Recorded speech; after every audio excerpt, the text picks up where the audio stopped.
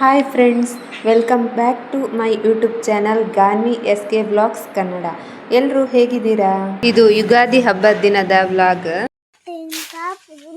ಈ ಕೊಡು ಮಾವಿನ ಎಲೆ ತರಲಿಕ್ಕೆ ಬಂದಿದ್ದೇವೆ. ಶ್ರಾದ್ದ ತೆಗಿತಿದ್ದಾಳೆ. ಬಂತ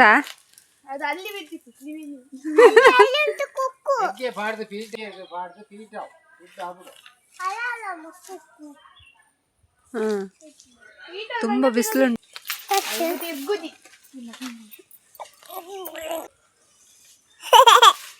ಶ್ರದ್ಧಾ ಬೇಗ ಬೇಗ. ಎಂತ ನೀನು ಹೀಗೆ ಮಾಡಿದ್ರೆ ಹೇಗೆ?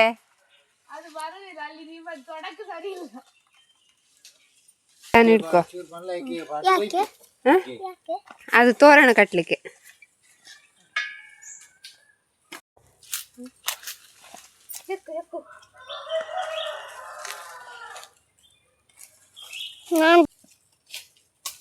ಈ ಕುಕ್ಕು ಕೊಯ್ಯಾರಕ್ಕೆ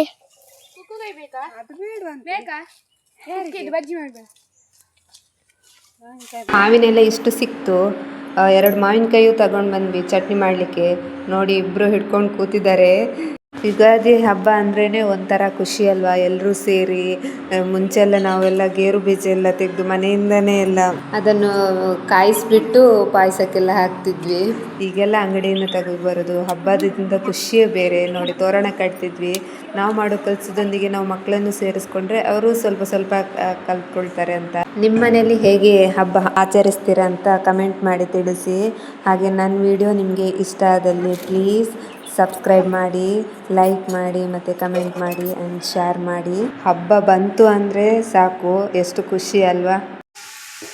ಇದು ಪೌಡರನ್ನೆಲ್ಲ ಹಾಕೊಂಡಿದ್ದಾಳೆ, ಎಲ್ಲ ನಗ್ತಾಗ ನೋಡಿ.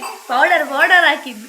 ಯುಗಾದಿ ಹಬ್ಬದ ದಿನ ಮನೆಯಲ್ಲಿ ಸಣ್ಣ ಮಕ್ಕಳಿದ್ರೆ ಅವರಿಗೆ ತಲೆಗೆ ಹರಳೆಣ್ಣೆ ಹಚ್ಚಿ ಮಂತ್ರ ಪಠಿಸಿದರೆ, ಅಂದರೆ ಶ್ಲೋಕ ಇದೆ, ಆ ಶ್ಲೋಕ ಪಠಿಸಿದರೆ ಅವರಿಗೆ ಆಯಸ್ಸು ಸಿಗುತ್ತೆ, ಆಯಸ್ಸು ವೃದ್ಧಿ ಆಗುತ್ತೆ ಅಂತ ಹೇಳ್ತಾರೆ. ಈ ಸಲ ನಾನು ಅದನ್ನು ಮಾಡಿದೆ, ತುಂಬ ಖುಷಿ ಆಯಿತು. ಹ್ಯಾಪಿ ಯುಗಾದಿ. ಈ ಕಡೆ ನನ್ನ ಹೆಸರುಬೇಳೆ ಪಾಯಸನೂ ರೆಡಿ ಆಯಿತು. ನಮಗೆಲ್ಲ ಇವತ್ತಿಂದ ಹೊಸ ವರ್ಷ. ಈ ಯುಗಾದಿ ಹಬ್ಬ ನಿಮ್ಗೆಲ್ರಿಗೂ ಆಯಸ್ಸು, ಆರೋಗ್ಯ, ಸುಖ, ಶಾಂತಿ, ನೆಮ್ಮದಿ ಎಲ್ಲನೂ ಕರುಣಿಸಲಿ.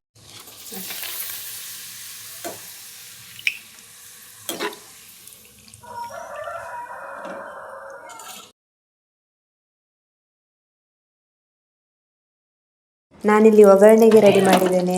ಸೌತೆಕಾಯಿ ಪಲ್ಯ ಎಲ್ಲ ರೆಡಿ ಆಯಿತು. ಹಾಗೆ ಆಲೂಗಡ್ಡೆ ಬಟಾಣಿ ಪಲ್ಯನೂ ರೆಡಿ ಆಯಿತು. ಅದಕ್ಕೆ ಒಗ್ಗರಣೆ ಹಾಕಿದರೆ ಆ ಪಲ್ಯ ಆಯಿತು. ಇನ್ನು ಹಲಸಿನಕಾಯಿ ಮತ್ತು ಕಡಲೆದ್ದು ಪಲ್ಯ ಆಗಬೇಕು. ಮಸಾಲೆ ರುಬ್ಕೊಂಡಿದ್ದೇನೆ. ಅದಕ್ಕೆ ಸ್ವಲ್ಪ ತೆಂಗಿನ ತುರಿ ಹಾಕಿ 1-2 ಸಲ ರುಬ್ಕೊಂಡ್ರೆ ಆಯಿತು.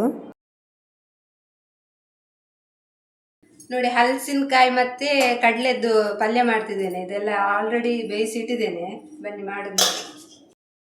ಫಸ್ಟಿಗೆ ಒಗ್ಗರಣೆ ಇಟ್ಕೊಂಡು ಅದಕ್ಕೆ ಒಂದು ನೀರುಳ್ಳಿ ಕಟ್ ಮಾಡಿ ಹಾಕಿದರೆ ಆಯಿತು. ಅದು ಸಣ್ಣಗೆ ಫ್ರೈ ಆದಮೇಲೆ ಈ ಬೇಯಿಸಿಟ್ಟ ಹಲಸಿನಕಾಯಿ ಮತ್ತು ಕಡಲೆ ಹಾಕಿದರೆ ಮಿಕ್ಸ್ ಮಾಡಿದರೆ ಆಯಿತು. ಅದಕ್ಕೆ ಬೇಕಾದರೆ ಸ್ವಲ್ಪ ಬೆಲ್ಲ ಎಲ್ಲ ಹಾಕ್ಬೋದು. ಆಮೇಲೆ ರುಬ್ಬಿಟ್ಟ ಮಸಾಲೆ ಹಾಕಿ ನಿಮ್ಗೆ ಎಷ್ಟು ಬೇಕೋ ಅಷ್ಟು ನೀರು ಹಾಕಿ ಉಪ್ಪೆಲ್ಲ ಹಾಕಿ ಬೇಯಿಸಿದರೆ ಆಯಿತು.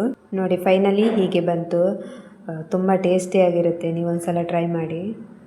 ನಮ್ಮದೆಲ್ಲ ಅಡುಗೆ ಎಲ್ಲ ಆದಮೇಲೆ ನಮ್ಮ ಪೂರ್ವಜರಿಗೆ ಹೀಗೆ ಬಡಿಸಿಡುವ ಕ್ರಮ ಇದೆ ನಮ್ಮಲ್ಲಿ. ಆಮೇಲೆ ನಮ್ಮದೆಲ್ಲ ಊಟ. ಹಬ್ಬ ಅಂದರೆ ಯಾಕೆ ಇಷ್ಟ ಗೊತ್ತುಂಟಾ? ಎಲ್ಲರೂ ಸೇರಿಕೊಂಡು ಬಾಳೆಲೆ ಊಟ ಮಾಡ್ತೇವಲ್ಲ, ಅದೇ ಒಂಥರ ಖುಷಿ. ಈ ಸಲ ನನ್ನ ಮಗಳು ಫಸ್ಟ್ ಟೈಮ್ ಈ ಥರ. ಬೇರೆ ದಿನ ಎಲ್ಲ TV ನೋಡಿಕೊಂಡು ಮೊಬೈಲ್ ನೋಡಿಕೊಂಡು ಒಬ್ಬೊಬ್ಬರು ಒಂದೊಂದು ಹೊತ್ತಿಗೆ ಊಟ ಮಾಡ್ತೇವಲ್ಲ, ಅಂದರೆ ಕೆಲಸದಿಂದ ಬರುವಾಗ ಲೇಟ್ ಆಗಿ ಏನೋ ಒಂದು ರೀಸನ್ ಇರುತ್ತೆ. ಹಬ್ಬ ದಿನ ಅದೆಲ್ಲ ಏನೂ ರೀಸನ್ ಇಲ್ಲ. ಎಲ್ಲರೂ ಮನೆಯಲ್ಲಿರ್ತಾರೆ, ಎಲ್ಲರೂ ಒಟ್ಟಿಗೆ ನೆಮ್ಮದಿಯಾಗಿ ಊಟ ಮಾಡ್ಬೋದು.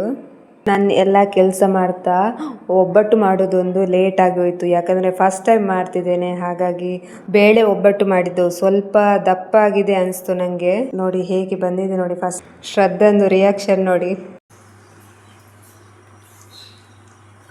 ಹೇಗಾಗಿದೆ. Super, good good, ಚಂದಾಗಿದೆ.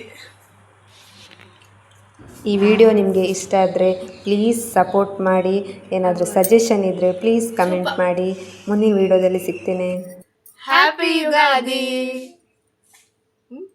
ಅಂಜವ ನೋಡಿ.